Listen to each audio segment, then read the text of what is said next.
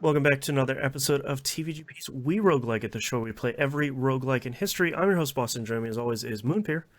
I'm going to kill you. You Just so forgot know. about it too. I did. And Monkey Senior. Hello.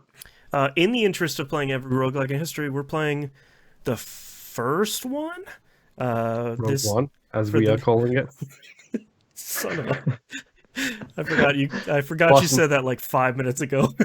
I had to get it in there because this is the way. The show's canceled. Yeah, we're playing Rogue for this week and next week. We're playing the OG, the original. I'm playing the Steam release because it's the easiest one, and it was like $3. Yep. Same. Okay. Same. Good. I got a whole bunch of emus if you want me to start. Yeah, I don't know where to start. I really like Rogue a lot.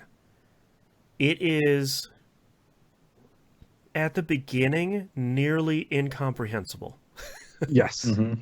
Shall we talk about how the F1 and F2 keys are my favorite keys on my keyboard now? Yeah. I'm not even using those. What do those do? F1 literally brings up the key command list, dude. Like, it's the Son most of a- important key. It's like the most important thing you can learn. Yeah. I just have the manual F1? open on the other monitor. Dude, no, dude. F1. I'll use it. What does F2 do? F2, I think, is a secondary list. I'm not too sure. I can't remember. But F1 is the one you really, really need. And it even shows you if you need to do the capital or the little letter 2 to make sure you get the effect you want. Yeah. Which, yeah. Okay. So there was a point, or when I first started playing, I got to the stairs and I was like, how? Yeah, what do I do? Yeah. I just pressing everything, and then I remember you sent that manual. I was like, oh, right. I saw it said F1 to open the controls. I was like, oh, there we go. That's the funny thing is I didn't even read the rest of the manual because I read that line. It was like F1 open commands. Like that's the only one I need. That's literally the only thing I need to know. So F1, and yes, it is the greater than symbol. Yes. Is the go downstairs. Yep. So who? Because this is obviously our first week to know. Can I have a show of hands / eyes for the audio listeners for anybody who immediately did what they know they're not supposed to do but can't help themselves when it comes to literally this game and this game alone? Mm. You found a piece of equipment or jewelry and you put it on, knowing full well it was going to be cursed when you put it on. 100%. You have to. Whereas, like, does this game have cursed items? Whoops. Yes, it does. It's now on my right hand.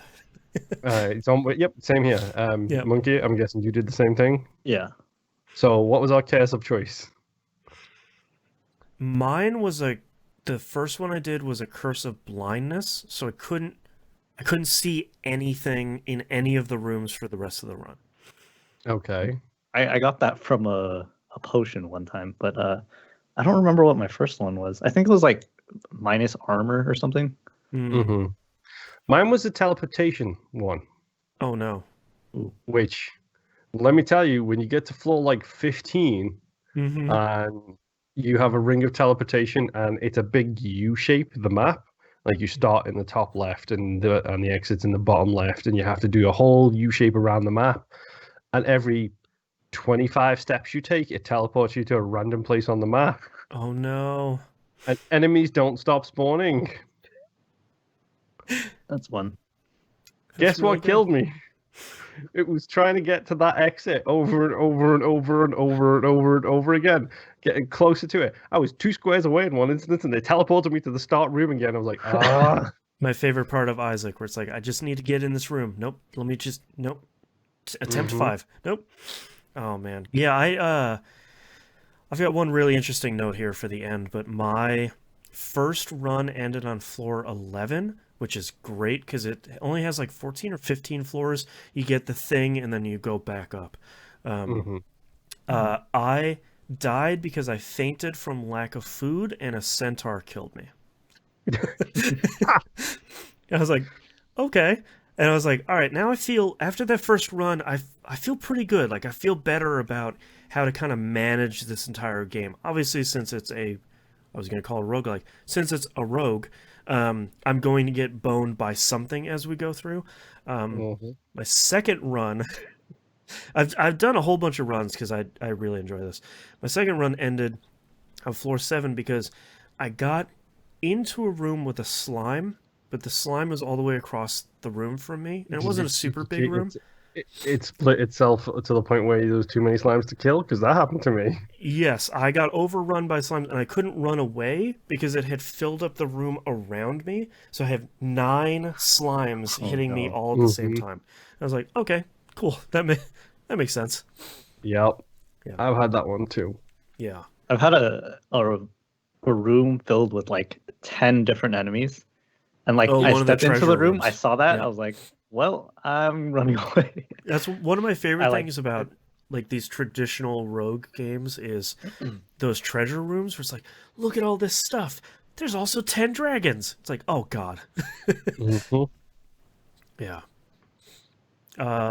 Anyone else have any good, interesting runs that have happened? All of my runs have got shorter. Like every time I try and make it, it just gets shorter. Like like that one where I got up to like one of the final floors and couldn't make it through because of a stupid teleportation ring. That one was my first run. Yep. And then after that, it's downhill from there. Your beginner's luck is running out. Oh. Yeah, one of my earlier runs, I got to floor 13. Then after that, it's like, no, I don't. Yeah. You go to floor 5, you go to floor 6, you go to floor 3. Congratulations, you can't even clear the first floor. Right. Man. A lot of emus though. Like I see an ungodly amount of emus. So clearly, Rogue is based in Australia. Yep. The only thing that I feel like I don't have enough of in this game is food. I feel like I don't run into enough food in nearly any of my runs. I don't know if I'm just having bad luck. That's bad luck, that is. Okay. Like I feel like I've always got more than enough food, but I always get hit by something that costs me armor or damage, like the stupid Aquator or whatever that just takes my rattlesnake. Yeah. Oh, yep. Mm-hmm. Yeah. The interesting takeaway that I have from this game is I didn't realize. So my first roguelike that I played was the first Toe Jam and Earl for Genesis. I didn't realize that Toe Jam and Earl is literally this game down to a T. It has absolutely every single mechanic from this game. It just has graphics and a soundtrack. Like it's really interesting at how direct that line is between the two of them, having never played this game.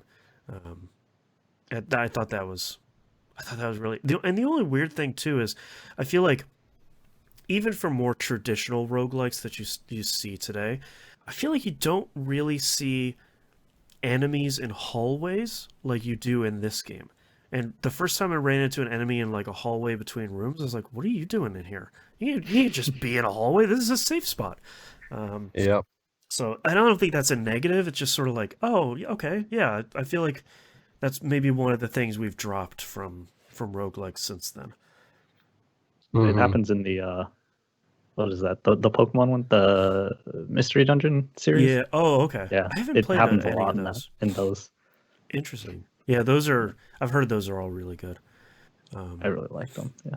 But yeah, I think I'm really surprised at how much I'm enjoying this game. I thought it would be too like obtuse or impossible to play or kind of too weird or something, but it's actually really easy to play.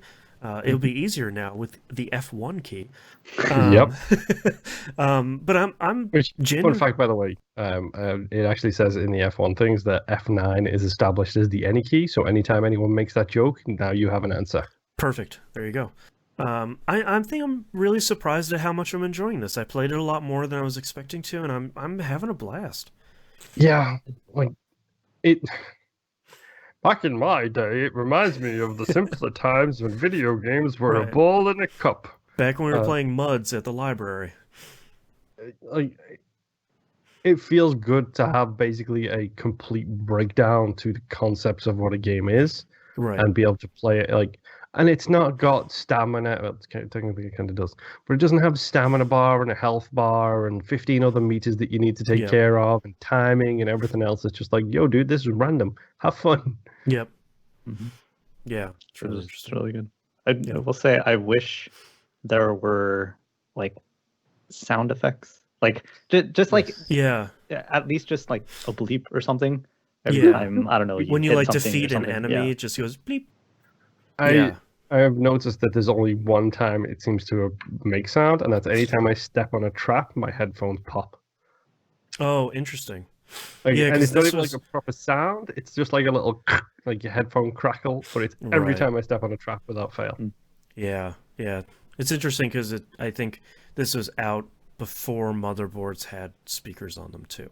So I think there was no Mhm. real way of that happening. But yeah, I think it's really great. And I'm against all odds. I'm excited to play more, which is Yep. yeah. All right, thank you very much, everyone, for listening. We'll see you all next run. Bye. Boy. Bye.